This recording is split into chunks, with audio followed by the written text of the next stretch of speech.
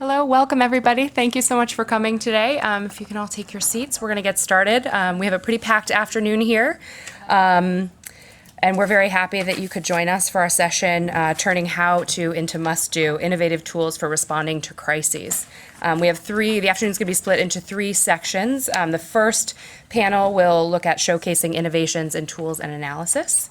Our second panel will look at learning from experience and data. And then our third panel will look at prevention, mitigation, and response, and what will it take to move from these tools to some operational responses. So I want to invite the moderator for our first panel, Anna Ravenga, who's our Senior Director for Poverty and Equity, to come up and kick off the first session. Anna, welcome.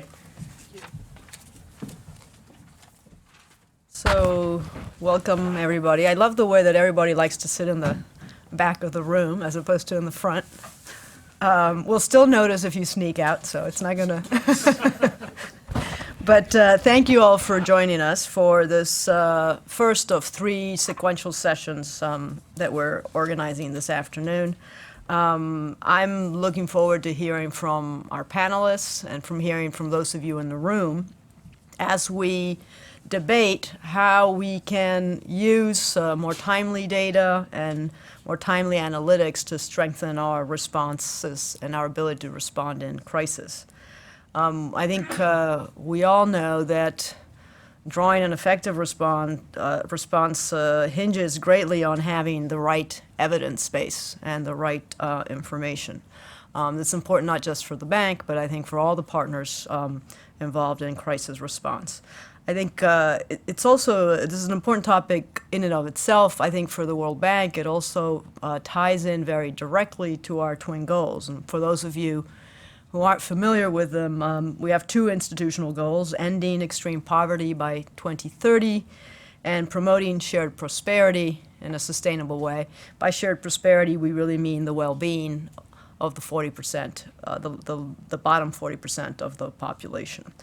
Obviously, there's been progress on that front, very significant progress in the last 20 years, but we also know that there's nothing that sets back progress in poverty reduction more than conflict, an episode of conflict or continued political and instability and economic fragility. So we also know that as we move towards trying to achieve the twin goals and the goal of eliminating extreme poverty, increasingly more and more of the people we will be trying to reach will be located in concentrated and fragile and conflict settings. So we face a very clear challenge. The first step in that challenge and being able to work with clients and governments to reach those groups, the first step is having a much better sense of what they're experiencing, of how their well-being and their livelihoods are affected by conflict and by instability. And what we want to do in this first session is, I think, relatively straightforward. We want to showcase some of the more innovative approaches and work that we've been doing in the World Bank in a range of countries. We're going to hear about Somalia, we're going to hear about Iraq, we're going to hear about Afghanistan. We have a wealth of interesting new tools, data, and analytical techniques. And we would like to share those with everybody in the room, with colleagues working in conflict situations, that some of you may be aware of the techniques and the approaches, but some of you hopefully are not. We also want to have an open discussion on how we can do a better job with this analysis and how we can do especially a better job of bringing together people with different perspectives and from different disciplines to work on conflict issues, starting again by focusing on the data and the analytics. And what we're going to do, it's a very packed first session. I've been asked to be very strict on the timekeeping because we have, I think, 6 presenters, each of whom is going to get 7 minutes, and you really are going to only get 7 minutes, so I'm going to give you a 2-minute warning after your first 5 minutes, so you know that you need to get ready to wrap up. And after they're done, we're going to have a discussion, questions and answers, comments that I'll try to moderate. So at that point, I'll get everybody to move to the stage. I think for the presentations, it's actually easier to sit in the audience and look at the slides. We're going to start with two presentations that follow a roughly similar approach in two different contexts. We will hear about measuring the cost of conflict in Afghanistan and in Iraq.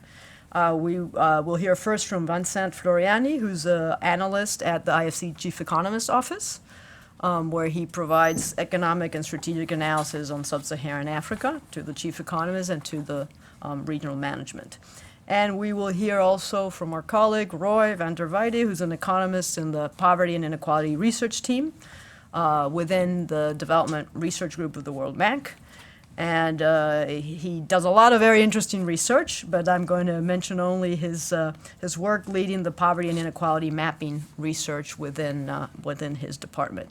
So, Vincent, you get to go first. You really have 7 minutes, so I'm going to wave at you when you have 2 minutes left. Yes, I see. Thank you. The presentation. Yes, you escape from here. I think it should be open. Yeah, here it is. Thank you. Okay, okay. Thank you. So 7 minutes. I'll try to be brief.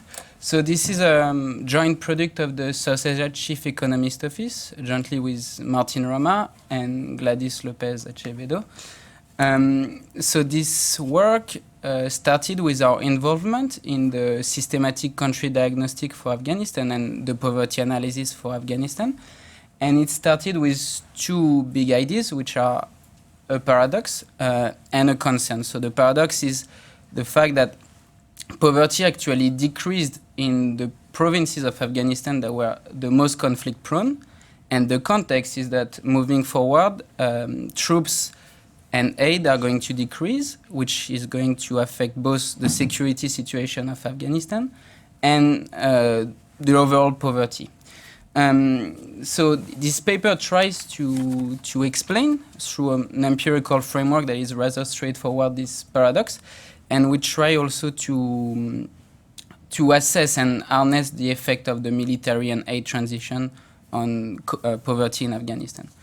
So this is what I was saying. So on the left, you see that poverty decreased mostly in the southwest and south of the country.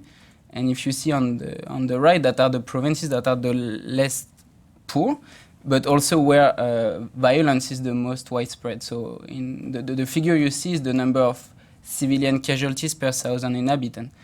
And the poverty analysis states that basically poverty didn't decrease in the north and northwest, but when you look at the map, actually violence is not that severe in this part of the country. And that's the concern. So you can see on the left that troops are withdrawing pretty sharply. And now we assume that only 10,000 soldiers would remain in 2016 and 17 in Afghanistan, from a peak of almost 200,000. What is also concerning is that aid, and as you see on the other graph, is correlated with conflict and troops presence, meaning that aid was mostly directed towards violent districts and strategic or security concerns rather than poverty or development challenges. Aid and troops were also correlated spatially, meaning that when troops are going to withdraw, probably aid would follow.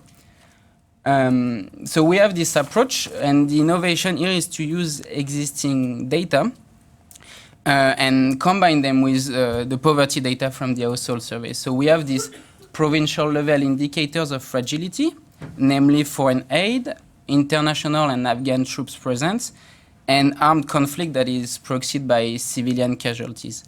And so this, we combine it with the poverty data, and we have data on consumption and demographics and education, all the characteristics of the household survey, and we have it for 18,000 households.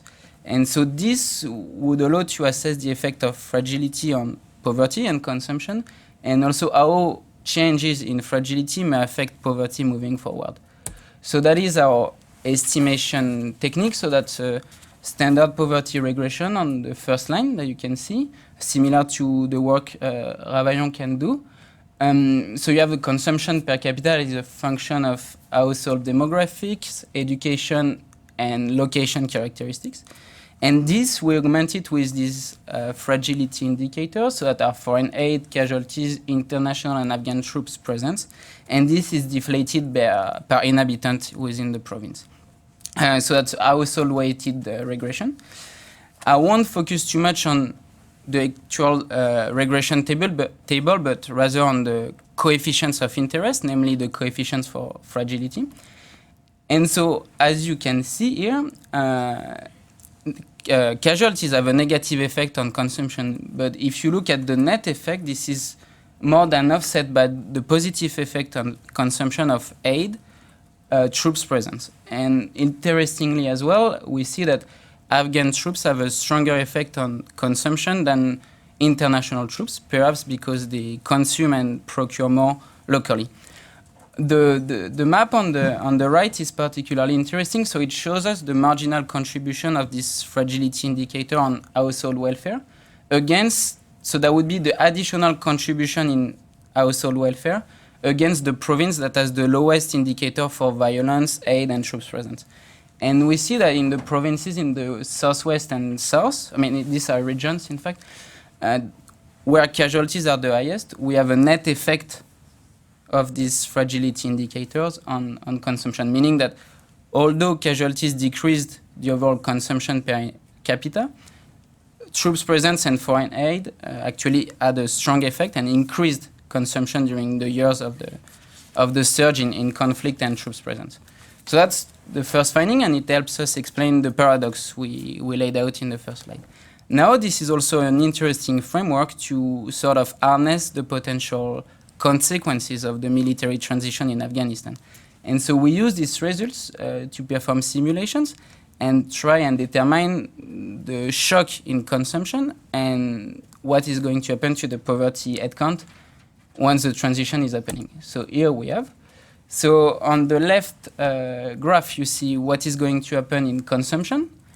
And on the right side, you see simulation of the poverty headcount. So to do this, we use the underlying data between 2011 and 2014. So the household survey was in 2011.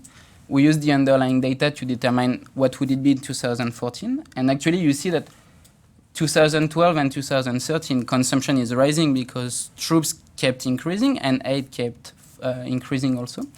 But after this, we see quite a sharp contraction in consumption per capita. And this is also interesting because it's locally concentrated, meaning the south and the southwest that mostly benefited from this boost in consumption are going to lose much more than other regions. And when we look at so what happens is like consumption is going to decrease by 2% and 7% from 2013 onwards. And when we look at poverty, so using the same poverty line than in 2011, we find a rise from 35.8% of poverty account to 37.3% in 2018. So that leaves us to the conclusion, and I'm sorry it was a bit contracted. So what we find is that indeed a larger number of casualties are associated with lower per capita consumption, but this is more than offset by local and international troops presence as well as foreign aid. What we find though is that moving forward, this gives quite a pessimistic view of Afghanistan because with lower foreign aid and troops withdrawal, we can expect consumption per capita to decrease and poverty to increase. And this is also in fact in line, it's the last thing I will show, this is in fact in line with this, where we actually see that our estimate, so that's the line at the bottom, is actually followed by the actual data, which are per consumption per capita growth, and we see it's declining. And so that's an interesting research that allows us to use innovative techniques and just combine together existing data to both understand how consumption, how fragility affects poverty, and how any evolution in the poverty, in the fragility environment can have effects on poverty and consumption.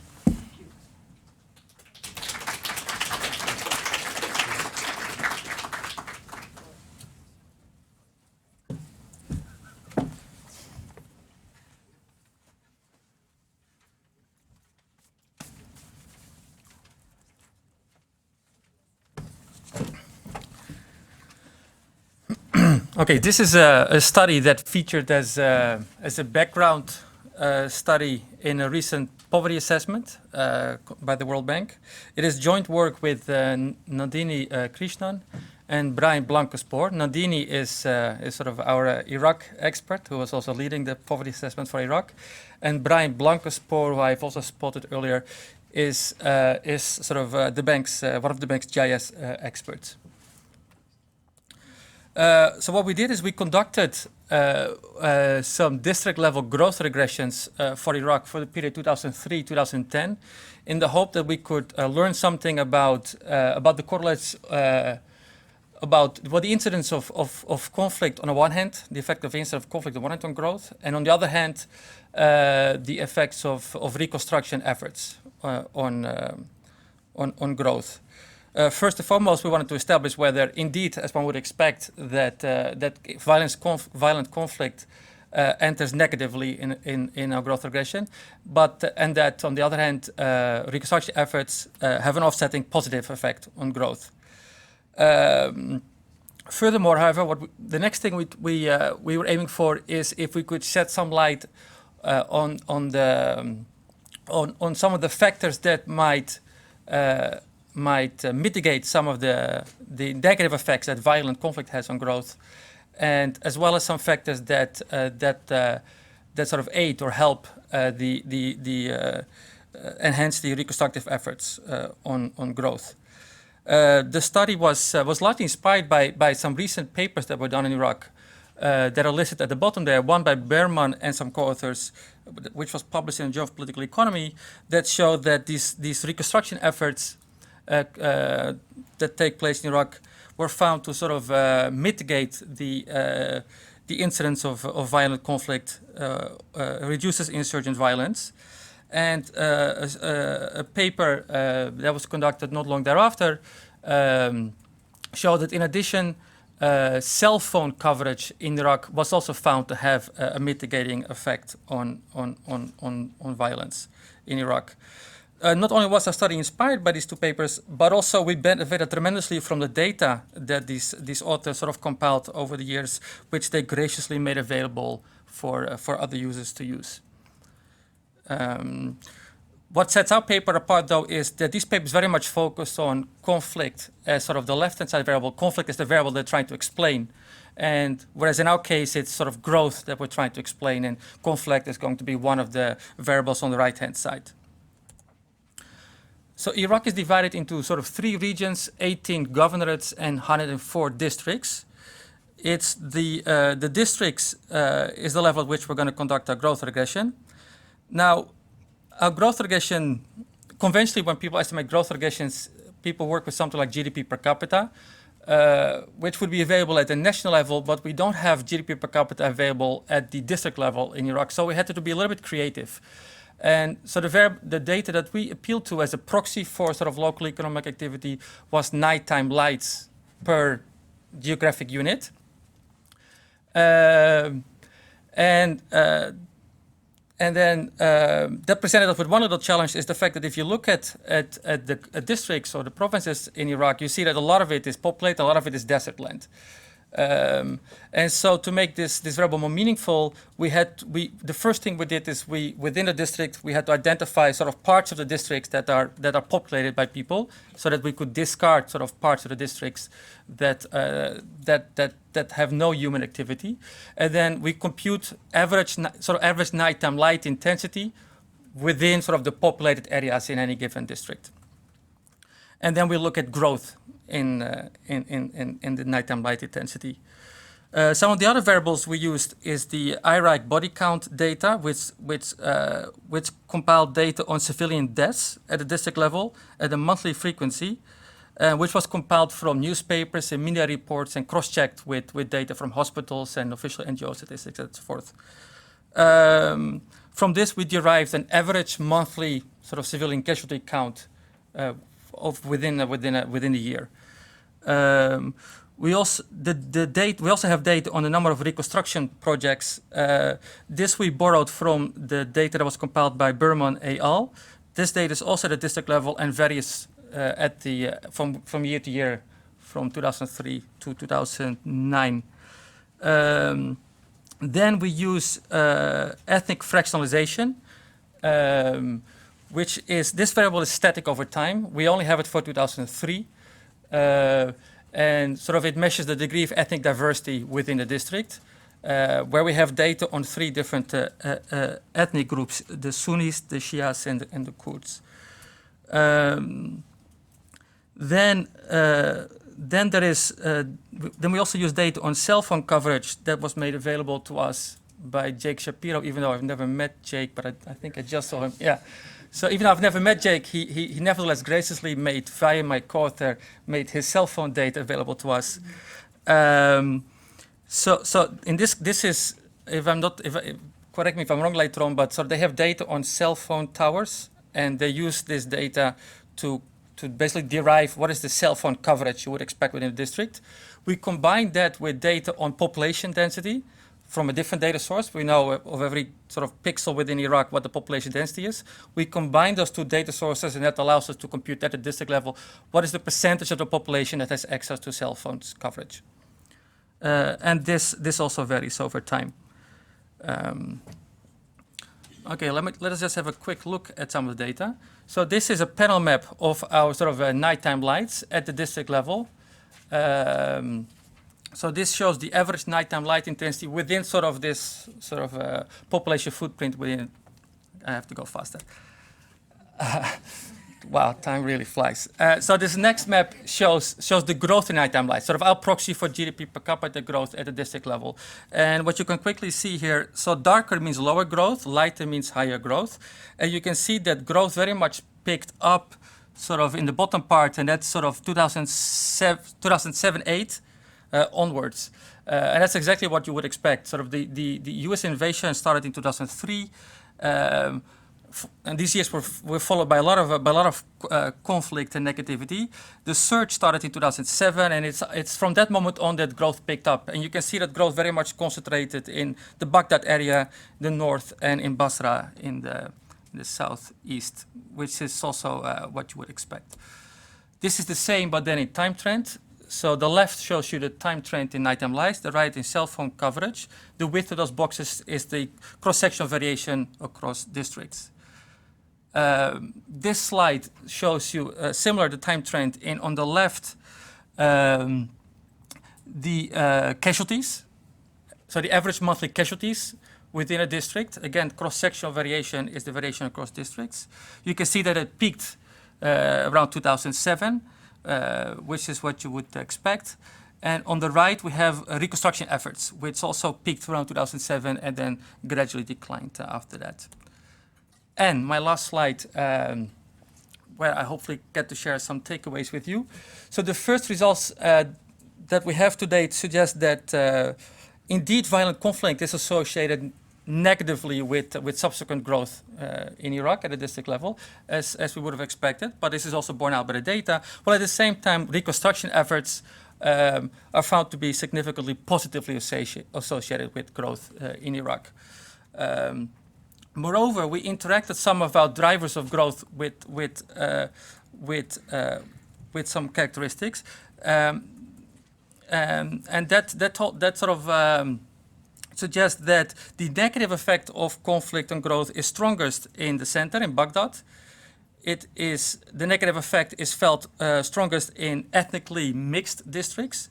It's felt strongest in relatively poor districts as well as relatively rural districts, which was not mentioned here, but that applies as well. Similarly, the positive effect of development efforts on growth come out strongest in, as well in the central region, but also in the south, in urban areas with low shares of agricultural land, as well as in high income. And when I say high income, I mean high nighttime light intensity districts, and in more ethnically homogeneous districts. So conflict is felt the most in areas that are heterogeneously diverse, whereas reconstruction efforts are helped the most are most conducive in areas that are more ethnically homogeneous. And finally, controlling for conflict and reconstruction efforts, we find that cell phone coverage is positively associated with growth. So not just does it mitigate violence, but when we control for violence and reconstruction efforts, it also found to be positively associated with subsequent growth.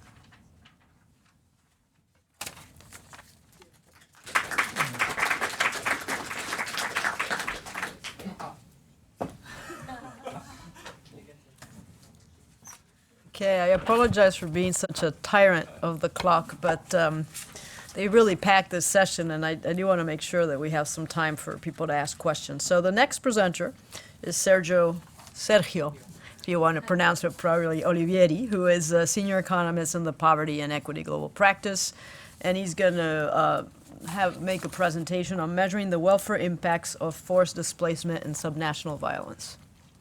No? Well, whatever it is that you're presenting, that was what was on my talking points. Do you have your, we do have to get your presentation. Yeah, no, I don't have it. You don't have Yeah, it. I'm doing something else because then otherwise I'm not going to just make it on time. Okay. Thank you. Okay, thank you very much for having me. I'm going just to talk a little bit about this crisis that basically happened in Iraq in 2014. Actually, it's not only one.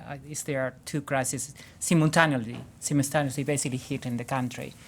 And we were basically at that moment, June 2014, we presented the results of the poverty assessment with Nandini, and we were very happy. But basically a month after that was totally outdated.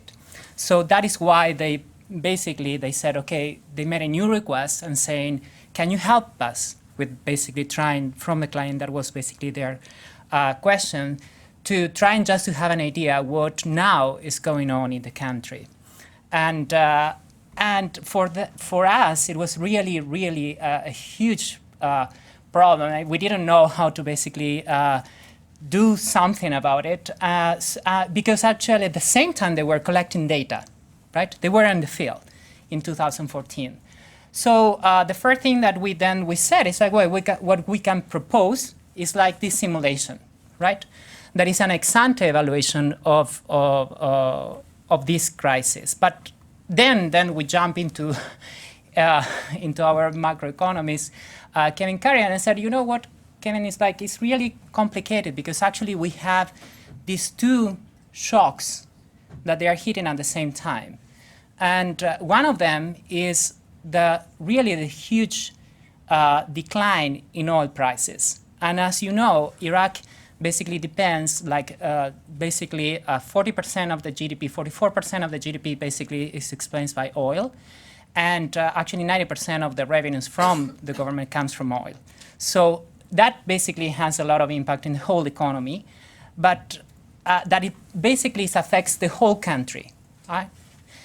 Then we have the other one, that is the complicated one, that is more regional, that is the Islamic State war. So the thing is we have that there were some specific regions that were more affected than others, right? So then they said, okay, we developed, basically, there was a tool, a simulation tool that was helpful, but then we have to just adapt it to this particular case, right? Because it's not really similar to others. So that's what we did. And then in order to basically present and make it understandable, the results of this simulation, we divided the country basically into 6 regions. Then you have the Kurdistan, that is the northeast, that it was, if you see, it's like the ISIS basically crisis is the one, or shock is basically on the northwest.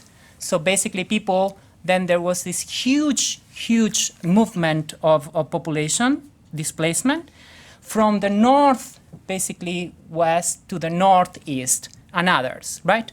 But particularly to the northeast, where basically the amount of basically people who moved was about 2.1 million between June 2014 and December. Not all of them crosses the boundaries of the governorate, right? Actually, 63% only moved to another governorate. And then from there, basically 80% of them went to the northeast, to Kurdistan. So actually it was 1 million people that they were basically moved to one particular region, that in our poverty assessment, basically we were basically saying that, look, Kurdistan did very well because poverty didn't really change much, but they received 1 million people in 5 years. Well, Kurdistan now in 6 months basically received 1 million people.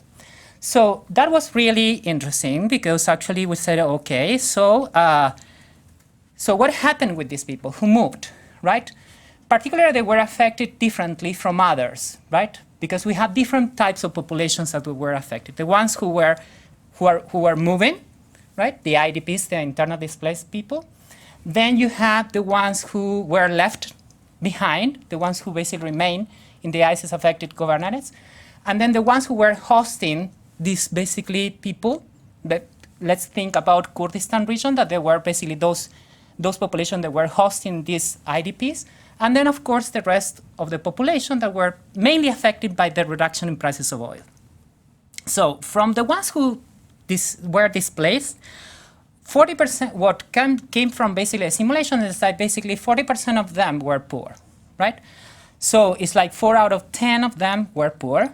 But actually, the shock that comes from the reduction in oil was much, much bigger. So, and add almost 3 million people, basically, in the total, basically, country.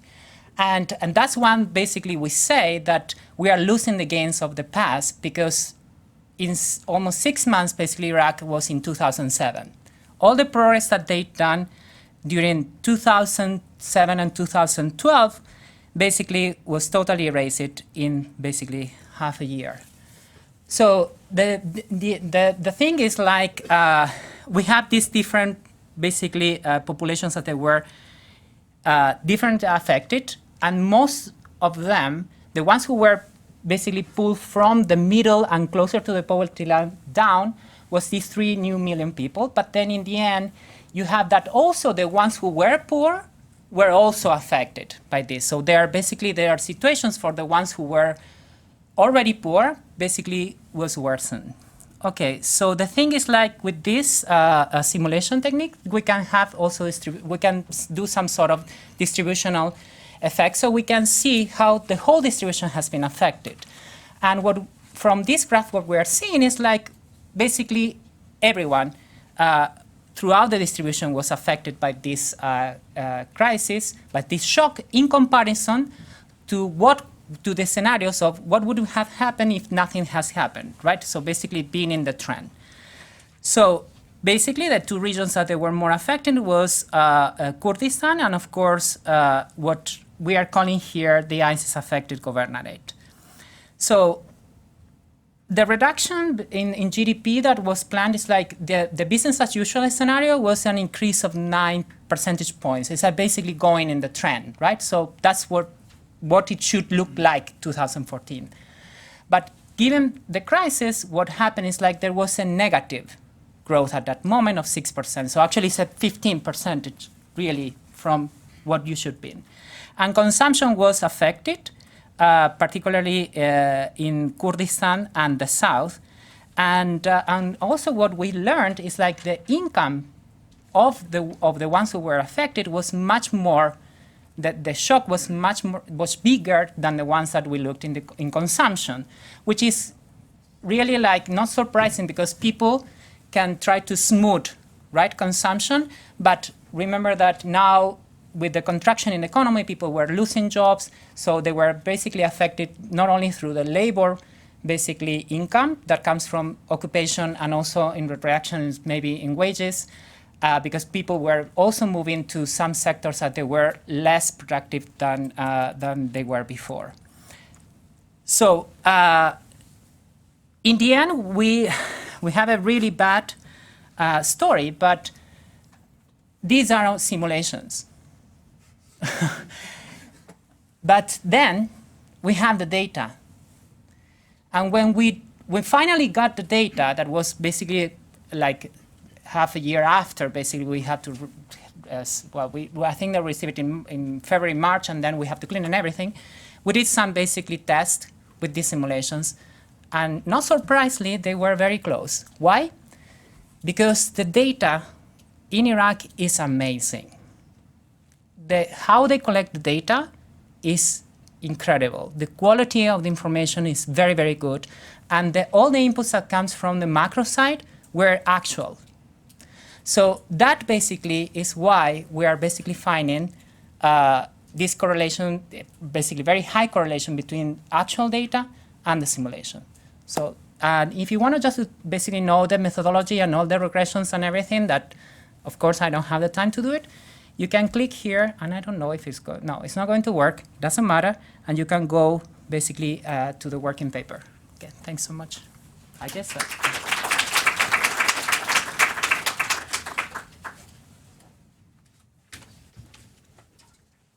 Sergio, just so people know, the working paper is available online. Okay, where online? Just Google it. Just Google Losing the gains of the past. Losing the Gains of the Past by Sergio and Nandini. Okay. The next two presentations I'm going to introduce simultaneously because they have also somewhat similar approach, much like we did with the first set of two. So these are presentations on measuring household consumption and poverty in post-conflict environments with applications to Somalia and South Sudan. And we will have first Kristen Himmeline, who's a senior economist, statistician in the World Bank's Poverty and Equity Global Practice. She works mainly in sub-Saharan Africa. And after Kristen, we'll listen to Utz Pape, who is an economist in the Poverty and Equity GP, working mainly on post-conflict and oil-rich countries, and also primarily in sub-Saharan Africa. So each of you in turn, or you can do a joint dance, whatever it is that you're planning, I'm not sure. A duet.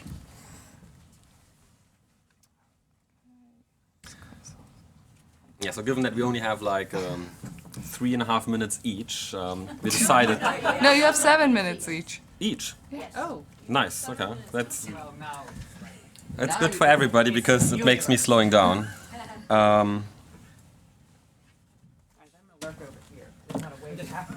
Yeah, perfect. So what I'm going to show is I'm going to show how to measure poverty in a fragile country. And this relates quite well to what Anna said in the introduction at the very beginning. Especially in fragile context, it's important to know what is poverty like, but it's not very easy to do that with traditional approach, and therefore we've innovated and developed a new approach to measure poverty. So why do we need poverty? I don't want to say too much about it because it was in the introduction and I think we all know about it. Obviously, it's good to measure the progress towards the twin goals of the World Bank, but especially in fragile countries and in countries with a very volatile context, it's extremely important to exactly know where are the poor and what do the poor look like for programming and also for targeting. However, with our traditional approach, it's extremely difficult to measure poverty in a very fragile context because, as you might know, our traditional consumption surveys, they require 2 hours, 3 hours, or multiple days of face-to-face interviews at the households. And that's exactly something like the constraint we are actually lifting with the rapid consumption methodology. And the second point is security concerns, which also, of course, impacts the requirement of not being able to do 2 hours face-to-face interview. And that's actually a situation we were faced with in Mogadishu. And this also requires to think innovatively about second-stage sampling. So the first part, I'm going to show about the rapid consumption methodology, how to collect poverty data and estimate poverty within 60 minutes in face-to-face time of households. And then Kristen going to say something about the second stage sampling in such a context. Now, on the very left-hand side, you can see what our traditional consumption approaches look like. We ask a huge list of consumption items to every household, and these lists are long. They are like 300 to 400 items long, and that's exactly what motivates why it takes so long into face-to-face interview with the household. So I indicated it takes 120 minutes or more. So now there have been other approaches around, for example, to try to ask for aggregated items instead. So don't ask for white rice, brown rice, just ask for rice. They save time. It takes only 45 minutes at the household. The problem is you systematically underestimate consumption and overestimate poverty, which is quite obvious because households tend to underreport if you don't ask them for single items but for aggregate items. Now, it's exactly the same story for reduced items. So instead of asking all items, just ask the most important items. But then by definition, you're missing out on some items. So you save time, but you underestimate consumption and overestimate poverty. And that's exactly where our methodology comes in. Now, for the reduced consumption, you could think about deriving a scale factor which just pushes up consumption. The problem is you don't really know the scale factor because the missing items are not measured. And that's something actually our method exactly overcomes. Now, before I come to the method, there's also cross-survey imputation methodologies, for example, SWIFT. And they got more and more traction over the last couple of years, and rightfully so, in a normal context. What do? They usually have a baseline survey, including consumption. They build up a model to estimate consumption. And then later, you do a follow-up survey where you only measure the most important household characteristics. And then based on those, you're going to estimate consumption in the new time point. That's nice. But sometimes you don't have the baseline available. And that was something we were faced with in Somalia. Second, if you look into a fragile country with a shock, the shock basically invalidates the model. What does it do with the estimates? It basically tends to have estimates which underestimate poverty change. And therefore, it's not necessarily a good idea to cross-survey imputations. Now, what do we do with our methodology? The basic idea is fairly simple. It gets technically a little bit more complex, but I'm not going to go into this. Left-hand side, you see the full consumption, like systematically with like symbolically with like some items. Now, instead of asking the full consumption to every household, we partition the full consumption module into a core module, which contains the most important items. And then the remaining items, they get into optional modules, in this case into 2. Now, we split the households into 2 groups. Everybody gets asked the items in the core module, and then one of the optional modules, but not all of them. And this saves a lot of time. This basically in Mogadishu allowed us to make the whole consumption survey within 60 minutes per household visit. Now, what do we get from this? We get basically a matrix with all the consumption, which has a very structured missing values in there, exactly the models we don't measure per household. But fortunately, we do know the consumption, the average consumption from the other households. And so therefore, within the survey, we cross-impute and we get basically unbiased poverty estimates. And this is shown here. So what we've done is to validate the approach. We went to Somaliland, where we did have household data. We used the household data and then pretended that we would have only collected using the rapid consumption methodology, and then we compare that to the, so to say, gold standard of what actually was really happening. And now what you can see is, it's a little small, unfortunately, but the green bar on the left is the poverty head count estimated, the bias of the simulation relative to the gold standard of the full survey.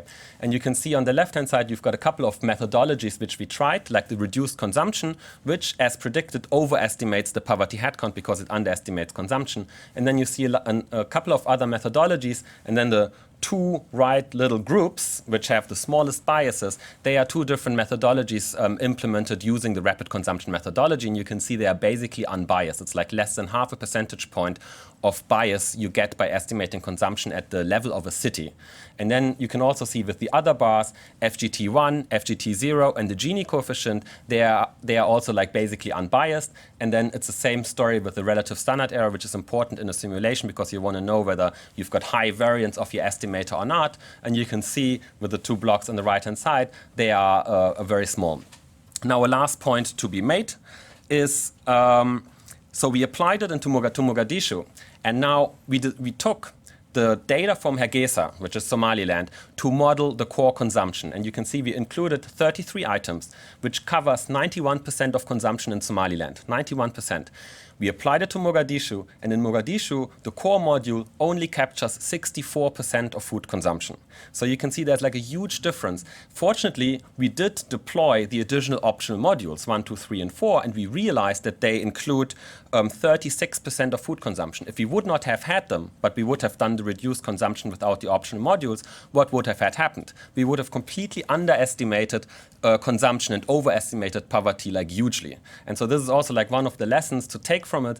Even if you have surveys which are close in time, close in terms of culture and context, still consumption pattern can differ quite hugely, and therefore it's a good idea to measure all the consumption items and do it smartly with optional modules rather than a reduced consumption module. And now, Chris is going to take over. 7 minutes and 1 second. I'm going to try to help out with some time recovery. So I'm going to talk about second stage selection of Somalis. For those of you that are not into sampling, second stage selection is the second half of the sampling problem. The first half of the sampling problem is you usually try to estimate the population of a primary sampling unit. This is a county, an enumeration area, a neighborhood, a village. And then you go to the second stage, where you try to pick the actual households that you'll be surveying. In general, when you have survey problems, you almost always have first stage problems. You're trying to get estimates, your census is outdated, you don't have a census. With the second stage, what is traditionally done is you go out and you conduct a field listing operation. You go, you talk to each household and figure out whether or not it's inhabited, if it's a household, and then from that list, you select. The problem is, in Somalia, you can't do that. The situation in the field is such that it's too dangerous to spend the time moving systematically through each household in a neighborhood. It would expose the interviewers to too much risk. So this paper grows out of the discussion that our sampling team had on how to get around that. Because too often what you see is either people say, well, we're going to use something that's non-probabilistic, we're going to do a random walk, we're going to do something else, and we're just going to assume that it's probabilistic and we'll accept the bias because there's nothing else. Or they say, forget it, we're not even going to try, we're going to do qualitative work. So what we try to do here is to talk through a couple of different options to do the second stage selection, and we use simulations in 3 different types of primary sampling units and using the consumption values from UTSA's survey. So the first one is a random walk. This one is probably the most common one you see in different papers and with different types of data collection. There are a lot of variations, but essentially what happens is you pick a random point, you walk in a direction, and you take every 5th, every 10th, every set number of households until you reach the number that you want. And that, in our context, looks something like this, where the red path is the one that they've taken, and the red households are households that would have been eligible to be selected based on the skip pattern. It can look like this. It can look like this. This has been shown by Johannes Bauer that it's biased. And intuitively, it sort of makes sense. Because the only way that this would be unbiased is if 1 or 2 conditions was met. Either your variable of interest is just randomly distributed across the population. And then it doesn't matter. You could take the first 10 households in the upper left corner, and you would have an unbiased estimate. So if you have it totally randomly distributed, it would be unbiased. Or if somehow you could construct this path so that it crosses each household once and only once, and you are able to structure your skip pattern that you get all the way through the path by the end. It's very unlikely. You would probably need a computer simulated model to do that, and it's easier just to list. So the next thing we thought about was random geographic cluster sampling, and this is a method that my co-authors and I had used successfully to study nomads in pastoral areas of eastern Ethiopia. What happens is you start with a PSU. Let's see if you'll be able to see this. You pick a point, which is a little yellow dot that probably nobody outside the front row can see. And then around that dot, you open what we explain it as the umbrella shade, right? So it's a temporary PSU that's around that dot, and then every household under that umbrella shade is eligible, and it gets surveyed. You don't do any more sub-selection. It's every household under the umbrella shade has to get surveyed. The reasons for that is a very long, complex mathematical weight calculation that I won't subject you to, but I'm happy to share if anybody's interested. But the major point is that you have to survey all the households. And this wasn't going to work in Mogadishu because you give up control of your sample size. You no longer can say we have 10 households in this PSU, you have as many that are under that randomly selected dots umbrella shade. So that wasn't going to work. So then we thought about satellite mapping. And for satellite mapping, if you're available, you could basically virtually list the PSUs. Pull it up on Google Earth, number all the dwellings, or number all the structures, and then randomly select. If the up-to-date maps are not available, though, this suffers from undercoverage. New construction is not available. New construction cannot be listed. Also, it's not possible to distinguish commercial buildings and vacant properties from eligible households. But this is one option that we considered, is doing this virtual mapping. The other two are sort of standard get-around options for samplers. Gridding lays a uniform grid across the area. And segmentation chops things up into little puzzle pieces, and you list the puzzle pieces. They both work. They provide unbiased estimates, but you have precision loss because you're adding another layer of sampling. So then we thought about something new. We call it the Kibble method. Basically, you choose a random point, and interviewers walk in a set direction. In this case, We were thinking about north, but nobody really knows what direction north is. Everyone in all of our interviewers had an app on their smartphone that indicated the Qibla, which is the direction in which Muslims pray. So we said, okay, we'll use that. So what's important is you walk in a set direction until you reach an eligible household. The pros, it's pretty easy to interview. You get a GPS, you go to that GPS point, you take out your phone, you walk in that direction until you find a household. It's very straightforward for the interviewers.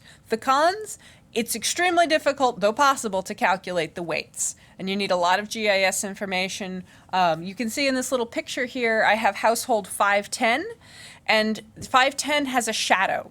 So any point that's picked either on the roof of household 510 or in the shadow, that's every point in the opposite direction of the Qibla that that is not another household, would lead to the selection of that point.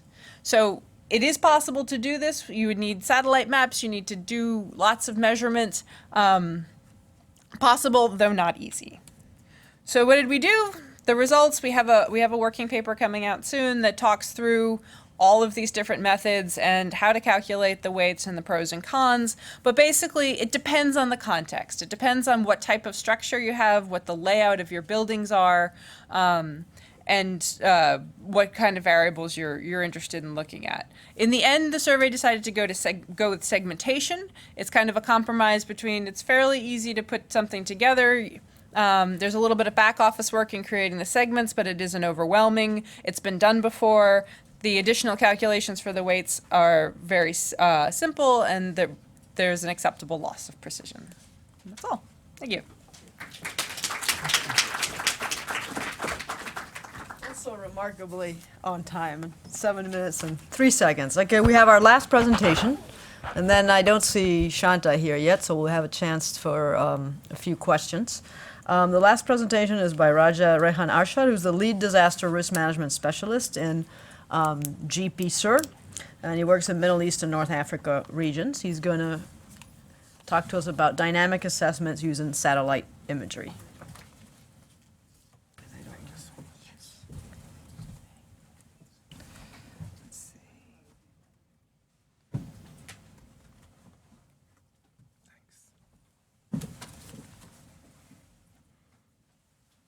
Good afternoon, everyone. So my presentation is really going to focus on how we can do broad brush assessments in an in-conflict or active conflict situation. And here we have really benefit from the methodology that has been developed in post-disaster needs assessments using satellite imagery and increasingly now also using social media analytics, which is a very powerful tool as we have come to realize. Let me just start the... So why do we want to do these kind of assessments? Increasingly what we are seeing is that instead of waiting for a conflict to come to an end and undertake a post-conflict need assessment, which has been the usual practice, we are focusing more on the day before in order to better plan for the day after. And that's where these kind of assessments in an in-conflict situation where one does not have the luxury of having feet on the ground are really becoming very much in demand and very popular.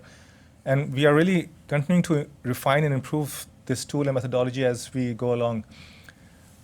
The key reasons why we should be doing this is it really establishes a very strong linkage with the humanitarian actors who are already on the ground and looks at the entire recovery continuum. So looks at what is happening in the humanitarian efforts as well as how when medium to long-term recovery and reconstruction is going to happen, how there can be common strands running across this entire continuum.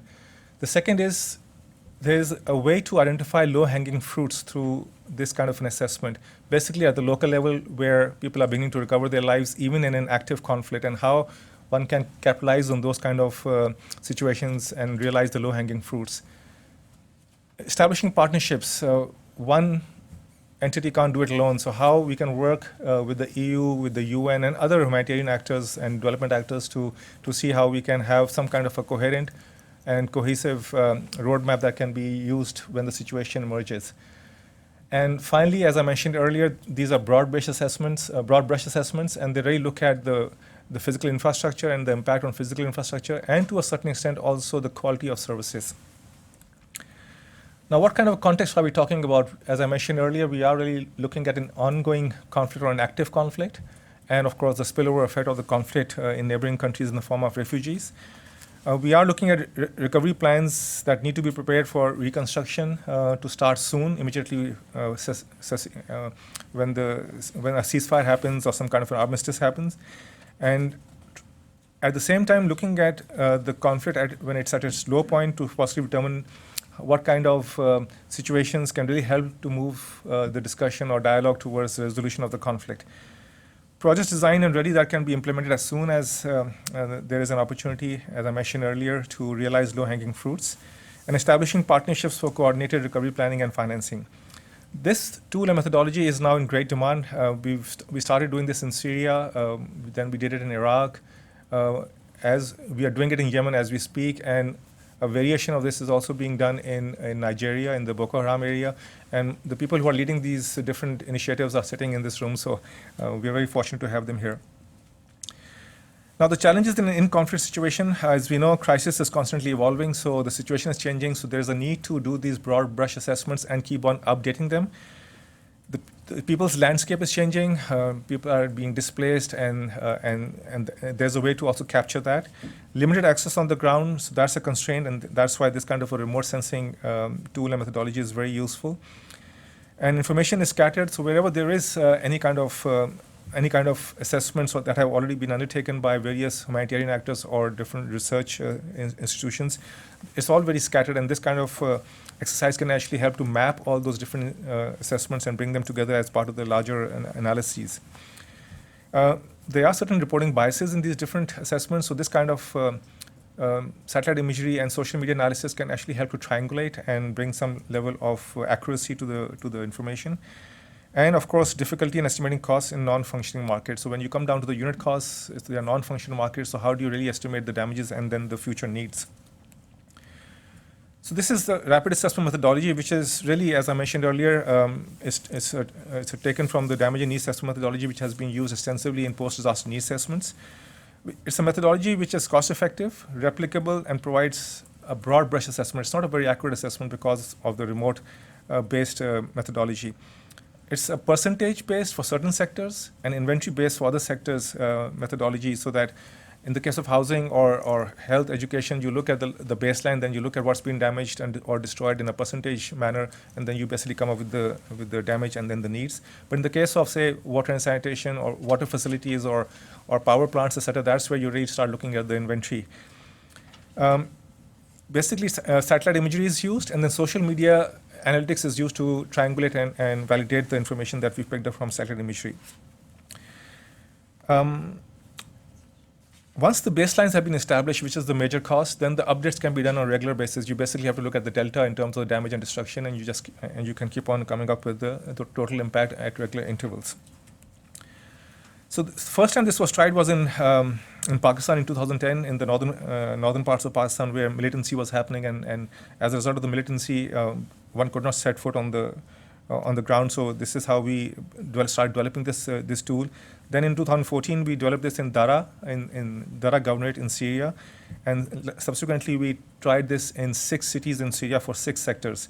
And from there, we've reached the point where we managed to do this in Iraq in a matter of 10 days. And in Yemen, as I mentioned earlier, is currently ongoing. The utility of this is, of course, it can help inform bank operations, as it did in Iraq. The emergency operation basically benefit from this kind of an assessment. It helps to keep abreast of the evolving situation. It's a short time frame and quick delivery. And it's a very good segue into PCNAs when the post-conflict needs assessments, when the situation emerges. These are sort of satellite images which show standing structures as well as demolished structures before and after. Here's again another before and after. We use 4 kind of tier rating systems, and so the different sources of information we have, if we have more than 3 desirable attributes, we have a very high confidence level that the information is fairly accurate. If we have 2 desirable attributes, then of course we lower the confidence level. If we have 1 desirable attribute, of course that's in some ways questionable. But we also have situations where the information is out there, which is being put up on social media to deceive people like us, of course, who are constantly mining the social media. So that's the kind of tier system we use. I won't go into this. This is just in 10 days we managed to complete the Iraq damage assessment for 4 cities. just to show the kind of portal that we have developed as a result of these assessments, this is a digital geospatial portal which has all the facilities, all the structures geocoded and mapped on this. And it really shows, and this is in the case of Syria, and we've done this in Iraq as well. And this kind of a tool is extremely important and very useful when it comes to looking at different sectors and how different sectors can be, using layers, can be pulled together, and one can see, say, if there are schools and if there's electricity or there are power outages, how that impacts service delivery. So, and then, of course, this kind of a tool can be used for planning, recovery, and reconstruction, and later on also for monitoring it. These are just slides which show the different screenshots. I just want to come to the last animation, which really is Aleppo. And here we're trying to show you how we can just combine the different layers to look at the different sectors. This first slide shows power outages, and the lighter color shows 5 to 10%, and the darker colors, of course, go up to 41 to 80%, 87%. So on the same slide now, we have shown the health sector facilities and how the red ones are the destroyed ones and the green ones are still functional. And this is the same, but it really shows a health heat map, and one can see in the case of Aleppo how this can be superimposed on a power outage map. And then we also can map the roads, the damaged roads, so that also shows access to these facilities or lack of. This is education, the same rationale here, how the this is education heat map, and this is trying to superimpose the education and health heat maps together. And then, of course, showing the damaged roads, which are red in this case, and this can also then be a good way of showing access. And that is basically the strength of this tool that we have been developing as a spin-off or a side benefit of this whole exercise. Thank you so much.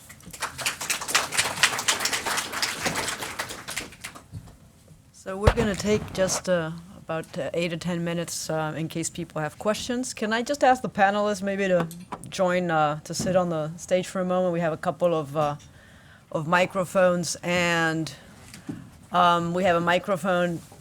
Someone over there wants to ask a question, Ethan, and just put your hand up. I think we can take maybe 3 or 4 questions, and then if you want to address it to someone in particular, you can. Otherwise, I'll let the panel pick and choose what they answer. Go ahead.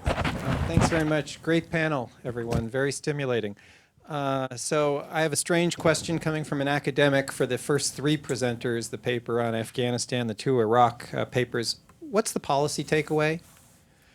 So these countries have received a shock. There are different policies for dealing with shocks, macroeconomic policies. Can you address, what your recommendations would be for dealing with these shocks? All societies deal with economic shocks of various kinds, and you haven't laid out anything about how the bank or any other organization might help respond to those shocks that they've faced. So I'd like to hear more about that. With Mr. Pape, is that right? So if this rapid consumption methodology is more efficient, why wouldn't you use it everywhere? Why would you limit it to a conflict-affected zone? We should be able to do these things more efficiently and more cost-effectively wherever we do them, similar for you. So just better technique. Are you suggesting this is something the bank then should use everywhere in terms of its work? And finally, on the satellite imagery, how reliable are the baselines that you have? How extensive are the baseline measures? And how are you coding the facilities? Is that what's coming from the social media?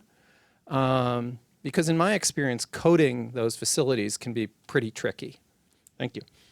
Okay, let's take a couple more. Let me just say on the first question that I think the way we set up the session today, that the next panel is really focusing on the policy recommendations and lessons. So it's not that they don't have any, or they chose not to present it because they were actually asked to focus on the tools. So we might hold off a little bit and come back to your question. Shanta, you can make note.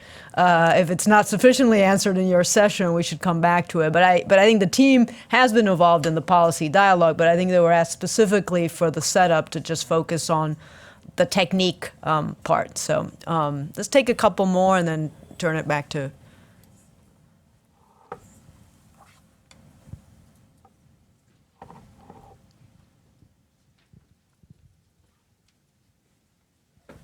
have a really brief question. I'm Giselle Lopez from the Peace Tech Lab. This is for Mr. Arshad.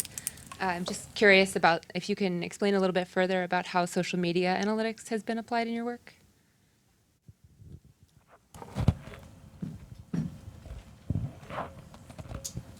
Okay, one more.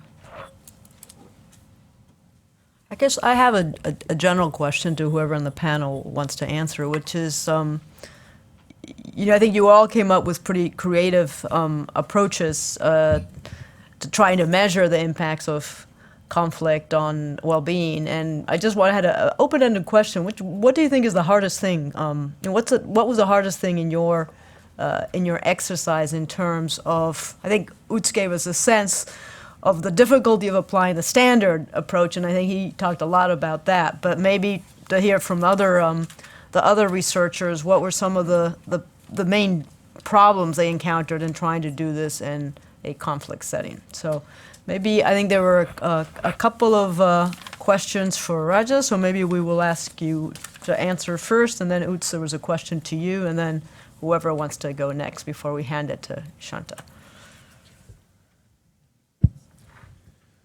Thank you so much. I forgot the first question. Please, if you can just repeat that. Yeah. The baselines are basically constructed using satellite imagery, and we look at the different sectors. Say, let's say the case of the housing stock. So we actually look at the housing stock, and there are two ways of doing it. Either we look at the overall housing stock and then look at what we can see through satellite imagery and then just use a percentage-based system, or we actually zero down to each and every house and we actually count it. That's another way of doing it. So that's for housing, or the same can be used for health and educational facilities. The second is, again, I wasn't sure what do you mean by coding the facilities? Correct. Right. Yeah, again, this is where we use social media analysis. And coming back to, I think this is also where I can respond to the other question. So on the facilities, generally we look at, one can really make out from the images what the facility is being used for. And that's something that then we try to triangulate using social media analysis. And the way that we've been using social media analysis is we've been using tweets, and we've been using Facebook posts, we've been using videos on YouTube, and we've been using even print media as well as electronic media. And so we look for these kind of heat maps where most of this traffic is happening, the social media traffic is happening, and then we zero in on, say, a structure that has been destroyed, and we look at the satellite imagery and feel this is, say, a hospital. So we look at two things. One is whether it is a hospital, and usually through the social media traffic, one can figure out whether this is a hospital, it's not an education, or a college, or any other structure or public building. The second is whether there are services still being provided in that hospital, and that's something else that is constantly happening through social media. So it's just mining social media to pick up those kind of trends. Yeah, thank you so much. So quickly answer to the question, like rapid consumption methodology, why don't we just use it everywhere if it works so well? I think, let me just make 3 quick points. The first one is the method has its cost, and the cost is bigger confidence intervals. So in other countries, you might not be willing to accept that. The second point is we don't really understand anymore one household. You cannot look at one household and say consumption is so and so high. The only thing you can say is, for example, an average a female-headed household looks like this, or on average a household head without education looks like this, the household. But like one specific household, it's really difficult to say something because it's imputed. The third one is the computation is quite complex, and it also has a lot of impact on the downstream analysis because we do multiple imputations. So instead of one household, we basically have like 10 to 20 households for each one as a representative. Doing this in countries with low capacity in statistics is going to be quite difficult to explain, and so therefore the trade-off might also just be a different one. Thanks. Thank you. I'll just answer your question very briefly. I think one of the things that we found frustrating in working in the Somalia context is, and I guess this also goes to some of the Ebola work we had done the year previous, is when you're trying to figure out a way to work around a conflict situation, you turn to simulations, you turn to existing data, you try to do computer models. It would be useful, I think, if we thought about this ahead of time and we think, okay, what types of conflict situations are we going to have? What types of challenges will we have? And then perhaps try to do some of these novel data collection methods, sampling methods in non-conflict situations to understand some of, okay, if it works well in this context, then perhaps we can apply it to a conflict context. But if it fails miserably in a peacetime setting, maybe we shouldn't, maybe this is not the right solution. So to just sort of think about these things before it becomes a crisis situation, you have to take whatever you can get and have a little bit better understanding of how the methods work ex ante. Thank you, Kristen. I don't know if Roy, Sergio, or Gladys wants to add anything, So as I was listening to the other presentations, for instance, the one of Iraq, where they said that they had great data, I was thinking that, as Sylvia knows, in the case of Afghanistan, it's a challenge to have good data. And also the level of disaggregation that the analysis requires. So this took a lot of time, effort, coordinating with teams to try to really understand what was the paradox. I think before jumping into policies, we need to understand what's happening, what is the structure, think carefully, compare, and then, try to come up with some maybe takeaways. Just now that you were basically mentioning that, in this particular case that we did for the whole Iraq, it was not really that problematic, because then we did previously another one that it was similar for one specific region. And then with that was really challenging getting basically more the macro basically inputs that we needed basically for the simulation. So in this case it was easier, but I would say that because they were not really prepared for that. But that's it. It was a very good experience so far in the case of Iraq. Yeah. Okay. Anybody else, Roy? Otherwise, we'll. I mean, I could perhaps try to say something. I think when it comes to the policy question, I actually think Sergio Nandini might be able to speak to that better. But I can give it I could try to say at least something. We're not fully there yet. This study is still not completed. But one of the things we might eventually perhaps hope to achieve is if we can say something about the extent to which reconstruction efforts are able to compensate for some of the destructive effects of violent conflict, and perhaps eventually even we might be able to identify what parts of the country have reconstructive efforts been able to sort of do exactly that, and what part of the country have reconstructive efforts been falling short relative to the destructive forces of conflict in these parts of Iraq. Okay, thank you very much. Please join me in a round of applause for the panelists who did extremely well in sticking to their 7 to 8 minutes that you guys got. Thank you very much, and now I'm going to hand over to Shanta, who's moderating the next session.